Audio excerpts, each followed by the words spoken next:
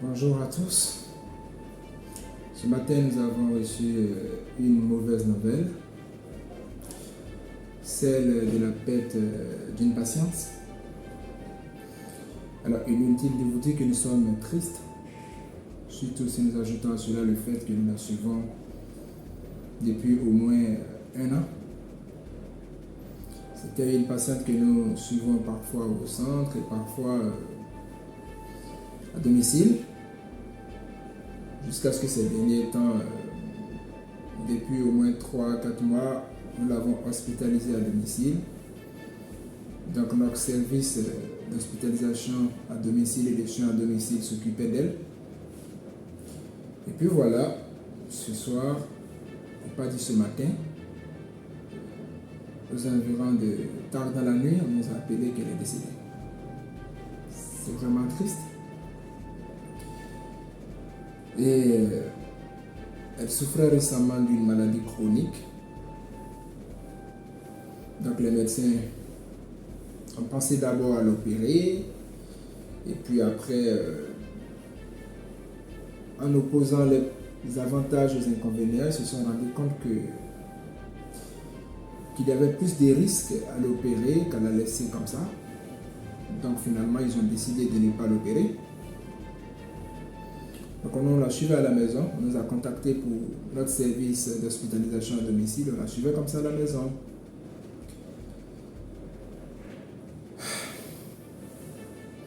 Il y a quand même des points positifs dans sa situation. D'abord, elle a vécu un peu plus de 75 ans, donc un peu plus que la moyenne. C'est une mort, c'est triste, mais ce n'est pas une mort précoce, donc c'est bien. Le deuxième point positif, c'est le soutien familial. Sa famille était vraiment dévouée pour elle.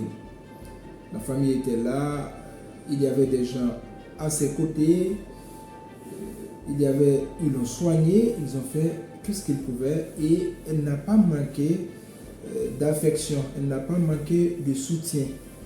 Et ça, c'est très très important pour la fin des vies. Parce que la mort, c'est une chose naturelle. Comme nous sommes nés, nous allons mourir. Mais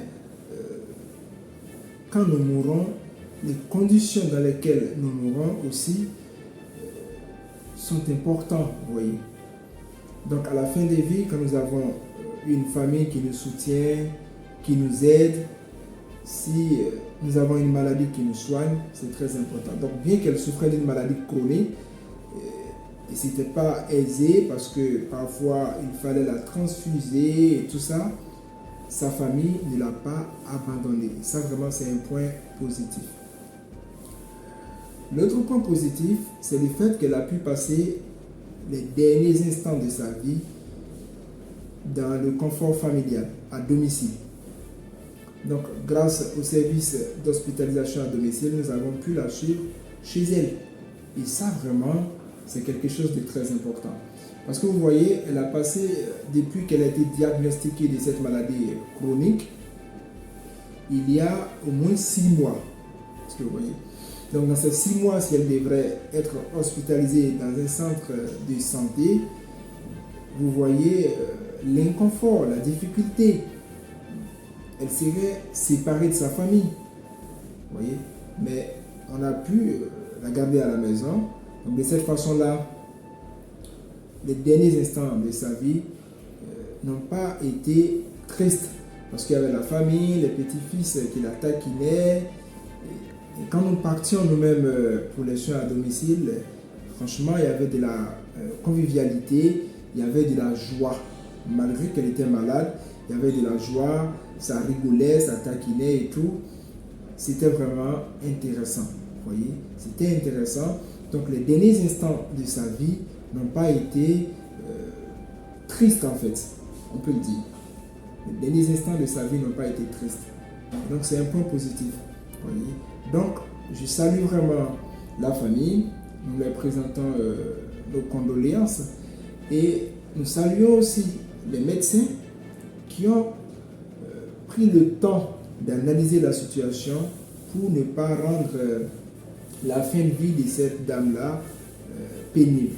Pourquoi? Parce que ce n'est pas toujours le cas dans nos pays. Ce n'est pas toujours le cas dans nos pays que les médecins prennent le temps d'analyser les avantages et les risques d'une situation, surtout d'une opération. Parce que cette intervention, ça allait coûter cher.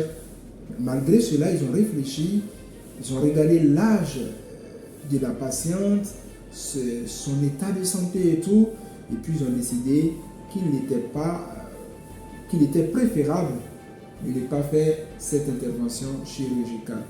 Vous voyez, ce qui nous a permis, nous, de prendre le relais et de la suivre à domicile.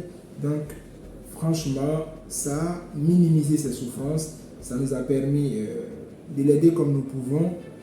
Donc, de traiter la douleur. Nous avons fait tous les soins palliatifs jusqu'à ce que finalement, elle nous a quittés, que son âme repose en paix. Beaucoup de courage à sa famille et beaucoup de courage à tous ceux aussi qui ont perdu quelqu'un, et nous souhaitons prompt rétablissement à tous ceux qui sont malades.